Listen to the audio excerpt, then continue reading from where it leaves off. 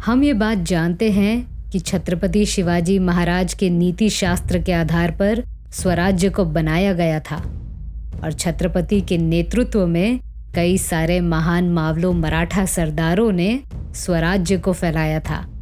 पर मराठा इतिहास से जुड़ा एक किस्सा बड़ा रोचक है। बात है सन 1672 से 1673 के बीच की। तब छत्रपति शिवाजी महाराज का राज्य अभिषेक नहीं हुआ था। उस समय अबेकैरे नाम का फ्रांसीसी प्रवासी भारत और अन्य प्रांतों में भ्रमण कर रहा था। समंदर के रास्ते वो चौल नामक नगर तक पहुंचा। उस वक्त चौल पोर्चुगीजों के सीमा में आता था। वहां से उसे मराठा साम्राज्य में प्रवेश करना था, पर उस दौरान उसे पता चला कि मराठा साम्राज्य में किसी बाहरी व्यक्ति को भ्रमण करने के लिए परवाना लेना पड़ता है। इसीलिए अबेकैरे राजापुर आया, जहां उसकी मुलाकात कुछ मराठा सरदारों से हुई। इस बात का विस्तृत वर्णन अबेकैरे ने अपने ट्रैवल बुक में किया है। कहा जाता है कि अबेकैरे की मुलाकात कृष्णाजी भास्कर से हुई थी। अबेकैरे ने कृष्णाजी को बताया, आपकी नौसेना बहुत बड़ी है।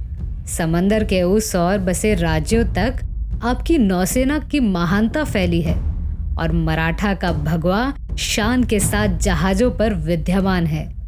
मैंने सुना है कि अब आपके राजा का राज्य अभिषेक होने वाला है, पर उनका उद्देश्य या प्रयोजन क्या है?